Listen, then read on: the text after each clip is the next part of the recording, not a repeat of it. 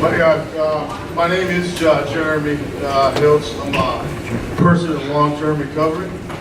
And what that means is that my mom has her son back.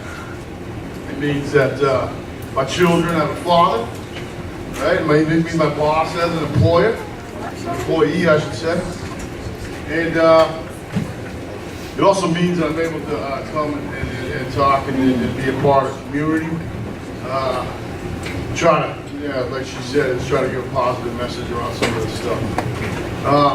I first want to ask you guys, do you know anybody who's maybe passed away of a drug overdose? Anybody in this room?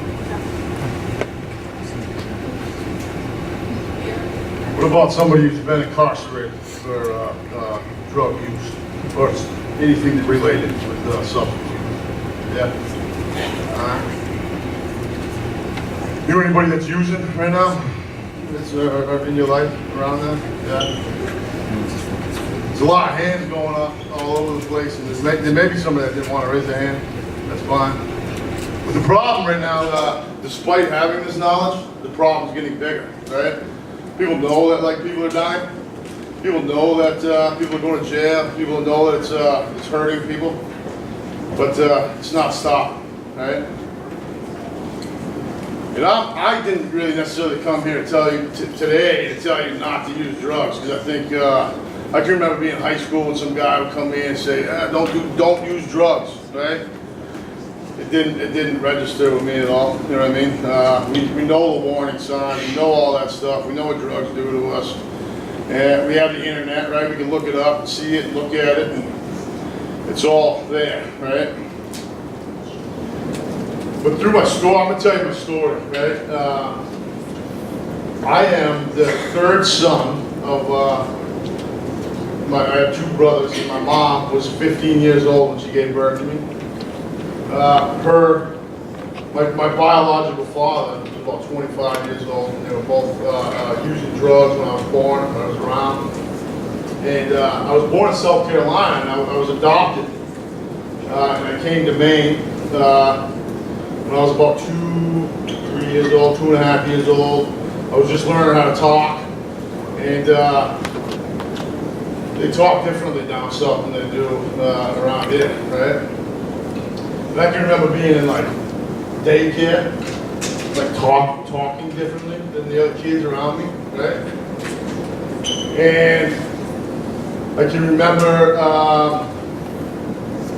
looking around and seeing kids, and I can remember from a very, very young age that everybody was different than me, right? Everybody I felt different, right? Because of these experiences that I already gone through at such a young age, right? My biological father is, he's about 5'4" and 120 pounds, right? He's probably this big, right? And I don't know, being raised by somebody that's physically different than you is a little uncomfortable, I think, right? I don't know if you guys can relate to what I'm talking about, but it's a little different, right?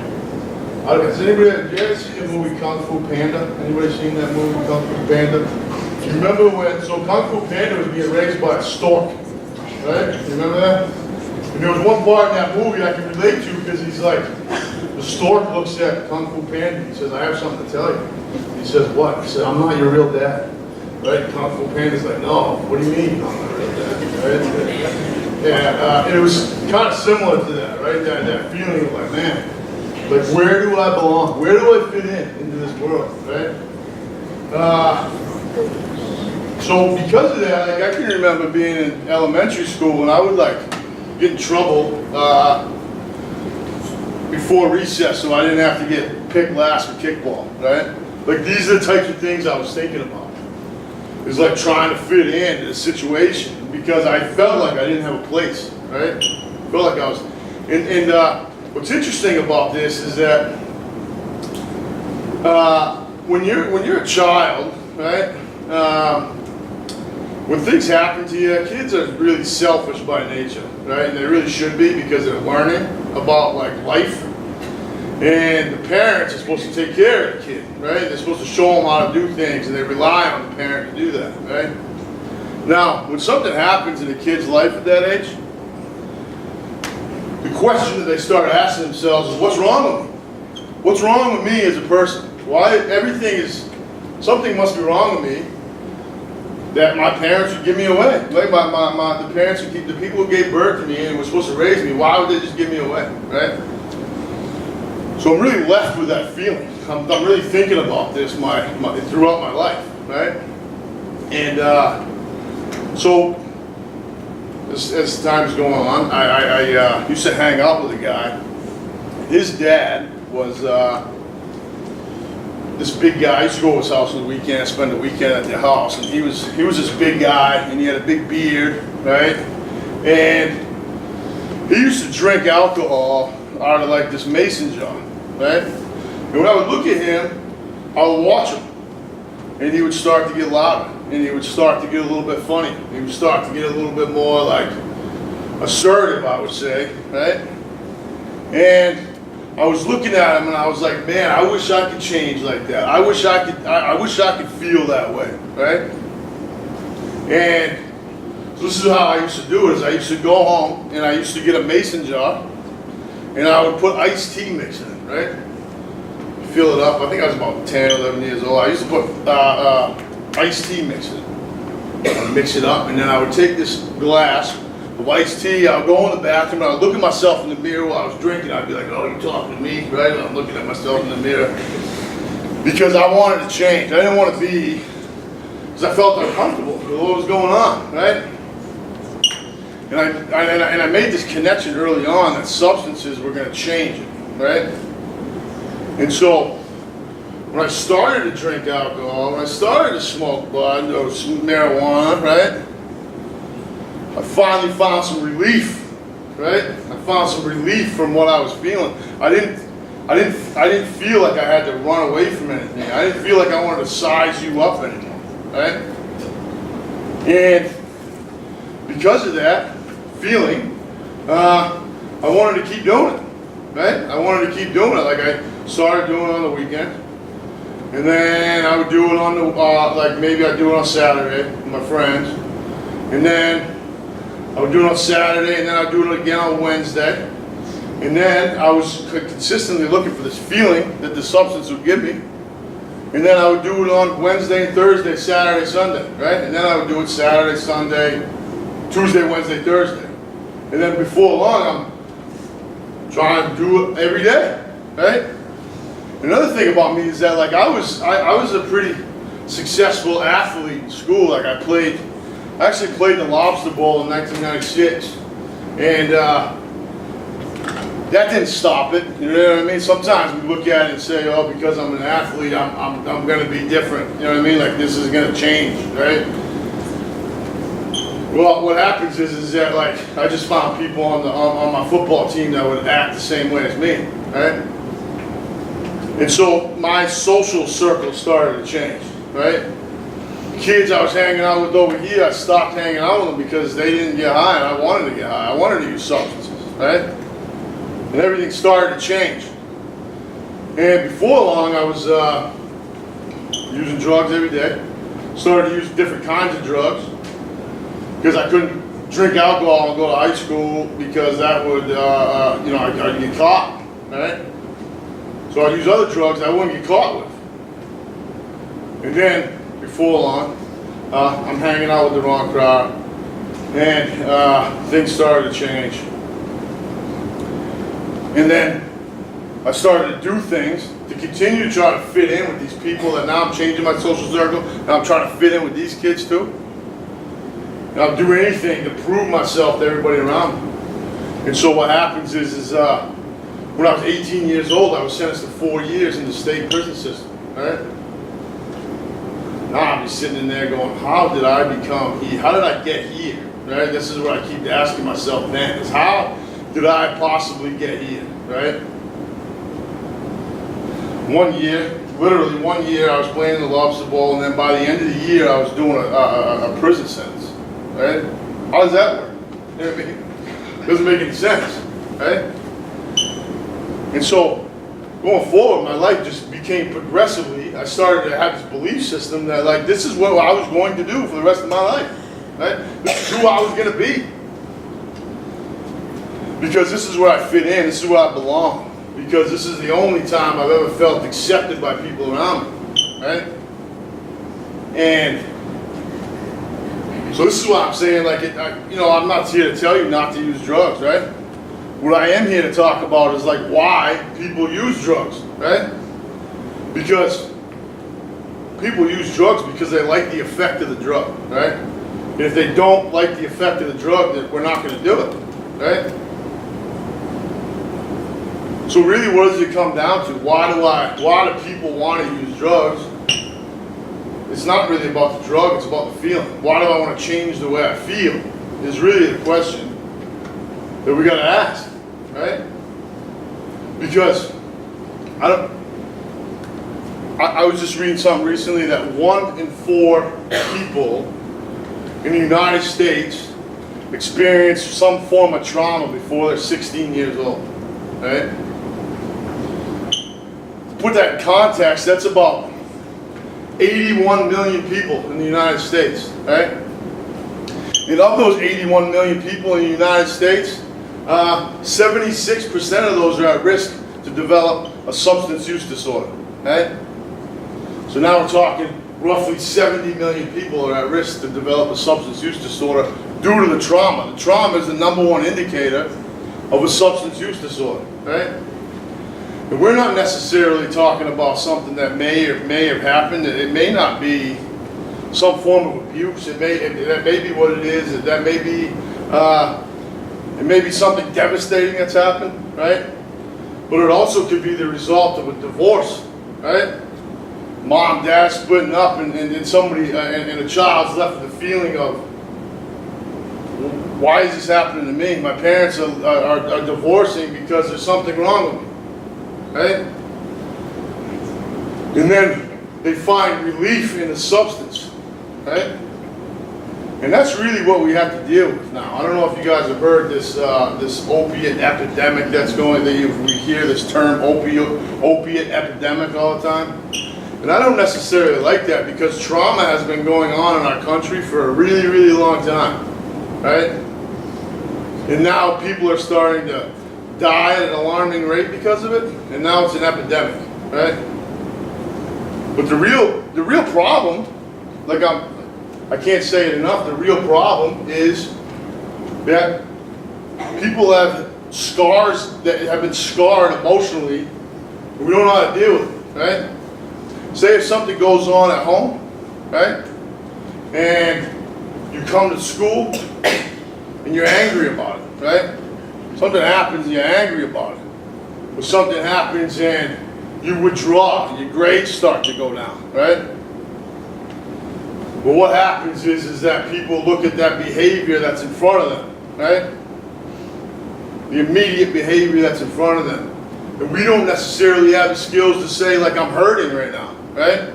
I wish that when I was a kid, I could have told somebody, like, I'm hurt. I don't know how to deal with my life right now, right? I wish I had somebody that would have asked me that question. Like, what's actually happening for you, right? Because that might have made a huge difference whether I picked up the first time or not, right? Or even if I did pick up the first time, would it have progressed to where it went to? I don't know, right? Because it didn't happen. And I also wasn't able to, like, reach out to a counselor, reach out to a teacher that I trusted, because I didn't think I was worth it. I didn't think that, like, anybody actually wanted to hear what I was going through, right? That's the real reason why I started to use drugs, right? That's the real reason I ended up in the prison system, right? Right now, today, I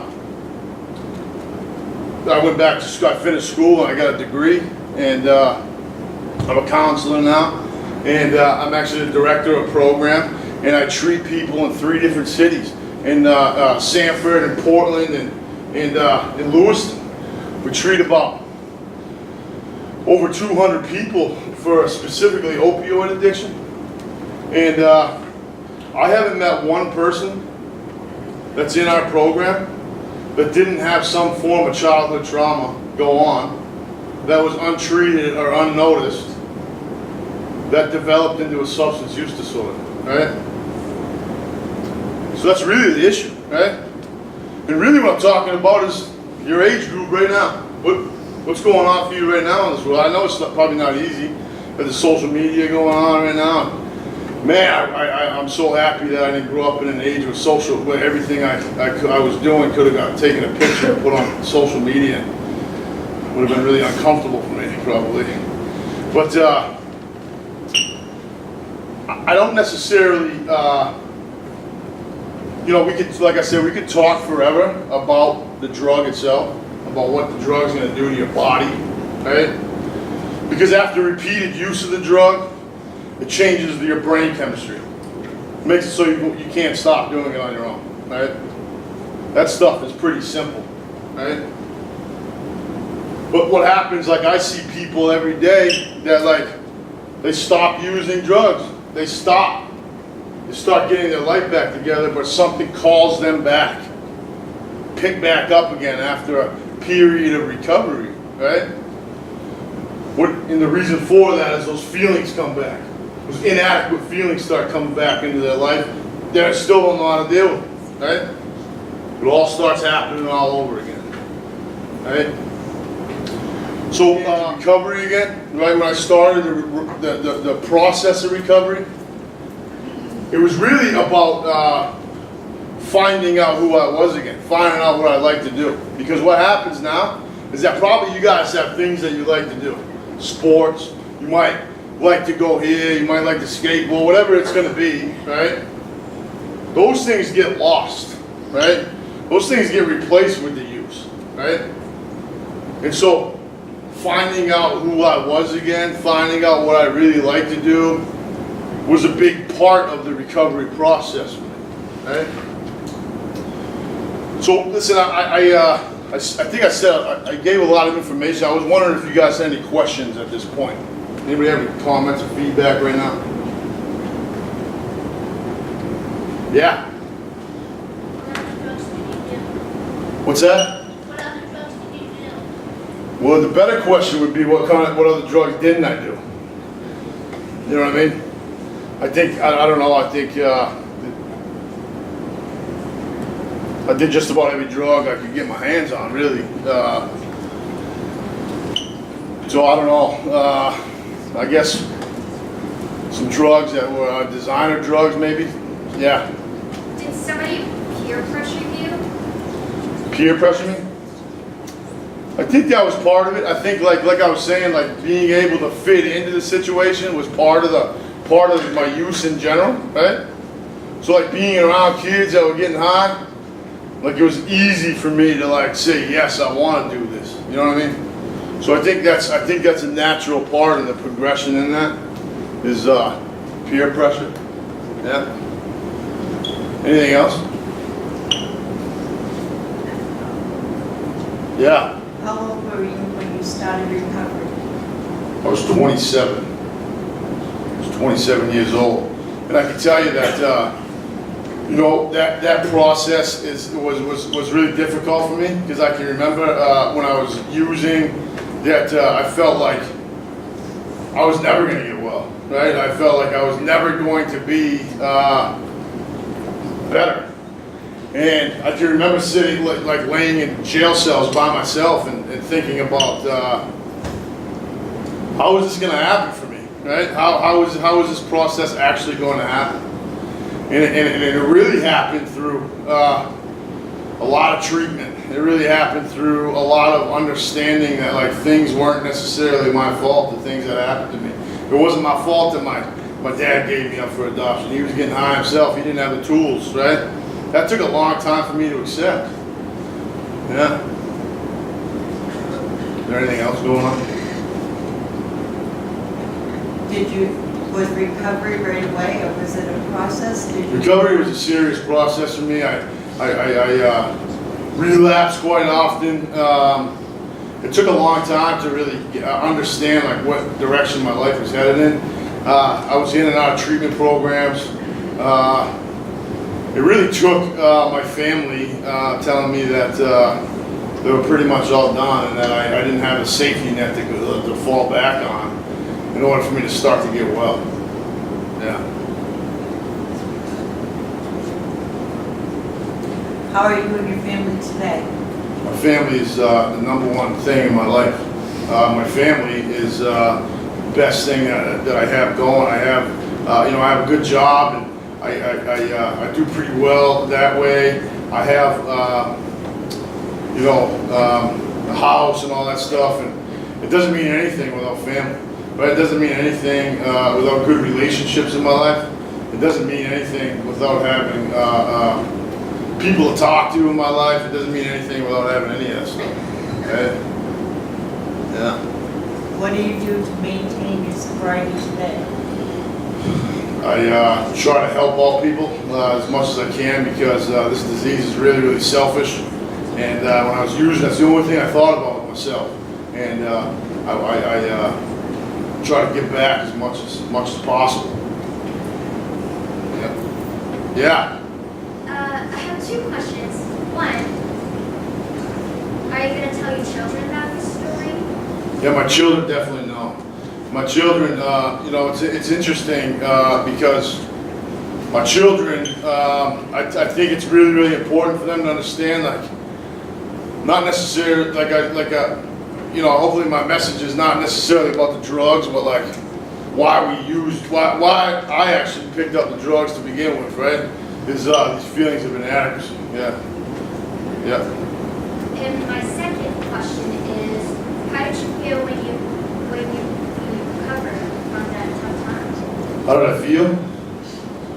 Completely grateful, because so gratitude is like a huge part of my recovery as well.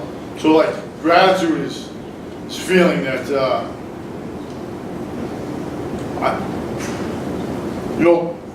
when I was, I took a lot of things for granted, right? I think we all do that at times.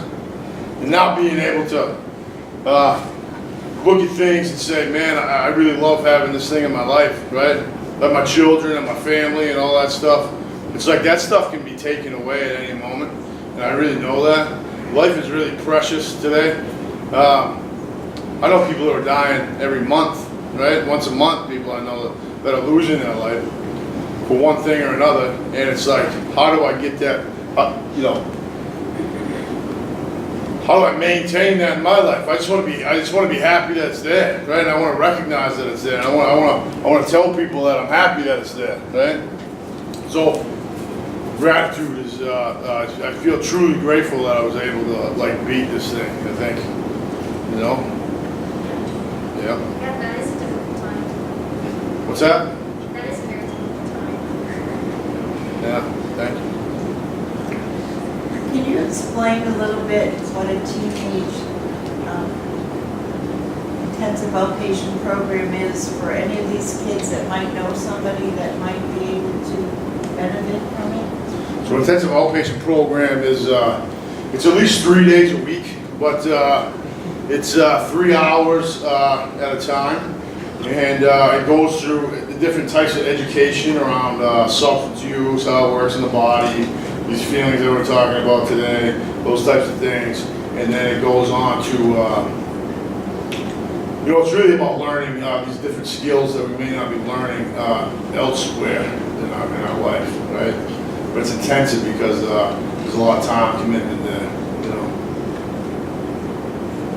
What would you recommend for kids that think that either they have a problem or know somebody that does?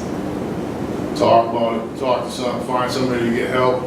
If you got a problem, if you're like thinking about using or something else, something's going on at home, like you gotta talk about it, you gotta tell somebody about it, you gotta tell a teacher about it, you gotta tell a guy. It's somebody that you trust, somebody has to know that these things are going on. And sometimes somebody's actually using it. If you have friends that are getting high or whatever it is, you may not be able to talk them out of it. You know what I mean? It's really, it's like, yeah, you can tell them all you want that you don't want them to do it, but at the end of the day, they may continue to do it. But I think like talking about it and doing those types of things is going to be the best solution to that.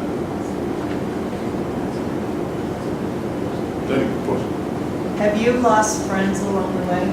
Several friends, like, more friends than